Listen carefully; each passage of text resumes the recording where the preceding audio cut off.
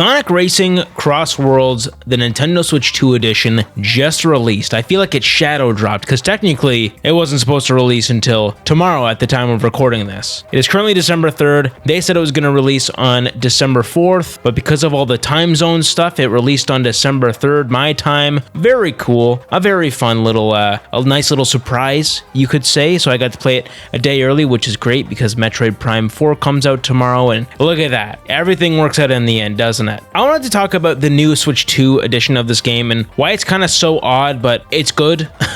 But it's also just a very odd release compared to what other companies have done with Nintendo Switch 2 editions. So we're going to talk about it here. I also just have to say that I've done a lot of videos on Sonic CrossWorlds, and they've done very well on this channel. I'm just going to be honest. They've done pretty decently. So obviously you guys like to hear me talk about the Sonic Racing CrossWorlds on the Nintendo Switch. I compared it to Mario Kart. That's like my most viewed video. So I guess I can kind of compare it here. I might do another comparison to the Nintendo Switch 2 edition and Mario Kart World, but whatever. We'll worry about that later. So I want to talk about the Nintendo Switch 2 edition. How broken is it, if it's broken at all? What it fixes, what it doesn't fix, and all that stuff. If this is the definitive version to play. So thankfully, it's finally here. I gotta just say, I booted it up for the first time in maybe like, I don't know, 3 weeks, maybe 2 or 3 weeks. It's been a little bit, at least since Kirby Air Riders came out. And my first thought was, dang, I'm playing another kart racer. I feel like all I've been playing recently are these kart racers. Obviously, that's not everything I've been playing. I've been playing lots of stuff, but most recently I've been playing a ton of Kirby Air Riders. And I think because of that, jumping over to Sonic Racing CrossWorlds is a little bit like, I don't know, it's a little jarring at first because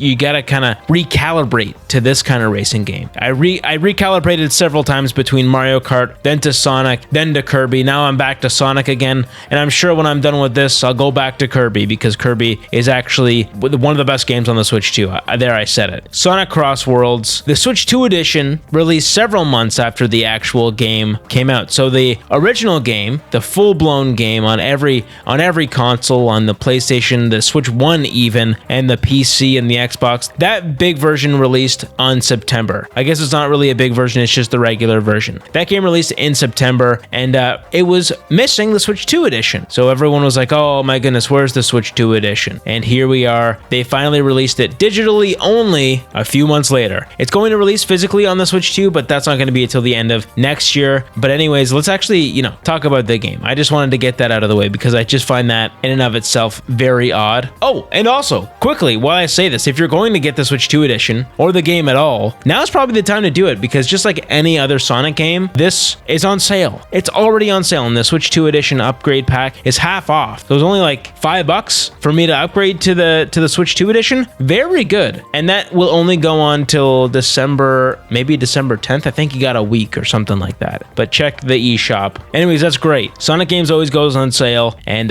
it's a great time to scoop it up if you're going to scoop it up. If you have a Switch 2 and you have this game, I would say just get it even if you don't plan on playing it right away, if you're maybe a little bit busy with Kirby. I thought that was a very pleasant surprise. I thought for sure I was going to get $10 taken away from me instantly just to try this out. But no, it's half off. I love it. Okay, no, but for real, we're going to talk about the game now. Trust me, okay? We're going to talk about it. So the resolution and frame rate, I think this is the biggest difference between the Switch 1 and the Switch 2 edition. The Switch 1 version, I think, played around 720p, probably just under 720p on the Switch 1. And on the Switch 2, oh my goodness gracious, I think it's 4K.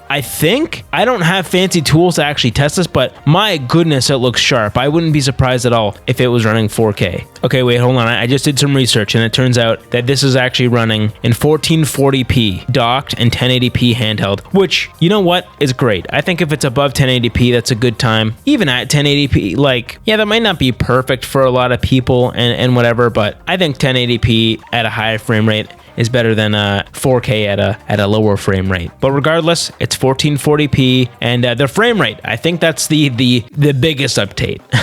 It's the most substantial update for sure. It is now 60 frames per second as compared to the Switch 1 version at 30 frames per second. So we went from 30 to 60. We doubled that frame rate, my boys and girls. And needless to say, that's fantastic. Racing games and these like high reflex games like 3D platformers, I always think that they're much better in 60 frames per second. It just feels and looks so much better, especially for Sonic. I don't know what it is. I like seeing Sonic in 60 frames per second. He's got to go fast, and so does the frame rate. But because of the 60 frames per second, it just handles so much better. The controls are just feeling so much more snappy. I feel like I actually have more control over the vehicle, over the items when I actually toss them. So the latency is just lower. And I think technically that's true. Like, games do play better in 60 frames per second because of all the button input stuff. But this is instantly noticeable when you boot it up. It's above 1080p and it's 60 frames per second, which is a huge win, especially if you're coming from the Switch 1 version. But it's not just the resolution and the frame rate. Everything graphically about this game has just been pushed out a little bit more. There's more dynamic lighting, there's more particle effects, there's some motion blur. Everything just looks so much better. All the lighting and everything like that. Oh my goodness, it's so flashy. And I think this version plays in HDR, where the Switch 1 version doesn't play in HDR. So even just that little bit of a lighting boost with the HDR and everything just really stands out. Also, the textures on the ground are just insane. Like the reflections and the textures on the ground, oh my goodness. They're actually textures.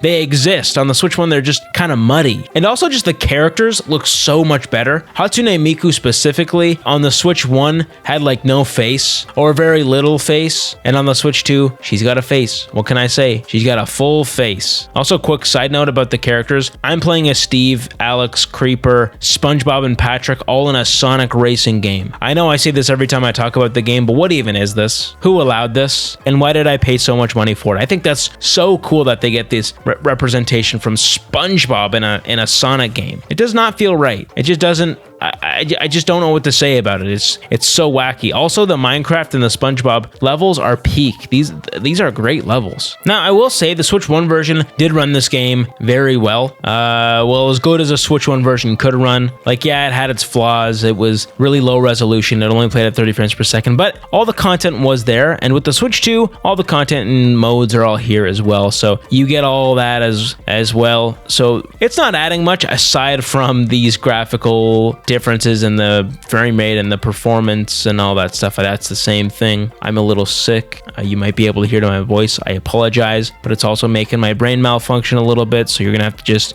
be patient with me here. I might be slurring my words, but that's just a sickness in my brain. What can I say? Yeah, everything here is the same content-wise. You get it all. And there's really not much more to this edition that I need to bring up, or I think I need to talk about, because it's all in the graphics and performance. I think out of any game, this is probably my most anticipated Nintendo Switch 2 edition, mainly because I really enjoyed the game at launch, and the fact that I had to play it on the Switch 1 version and it wasn't available on the Switch 2, and then I looked at everybody else playing it in this 4K on PS5 and everything. It just looks so good. And yeah, I really like the fact that they finally brought it to the Switch 2. I think it took a little bit too much time for them to do this, and again, I don't understand why it took them so long to do this, but here it is. And if you get the Switch 2 edition, don't worry, they'll still be putting a lot of content in the game. There's content planned for the next 2 years. There's patches, DLC, events, and stuff like that. And this is just, in general, a really solid game. And again, it's on sale, so check it out, I guess, if you like it. I think this is a great upgrade, a great Nintendo Switch 2 edition upgrade. Thank you all for watching, and let me know if you have this game on the Switch 1 and you're picking and you're gonna get it up on the Switch 2, or if you're gonna pick it up just on the Switch 2 by itself. All right, thank you all for watching. I appreciate you, and have a good rest of the day. And like and subscribe as well. That'd be nice. All right, see you later.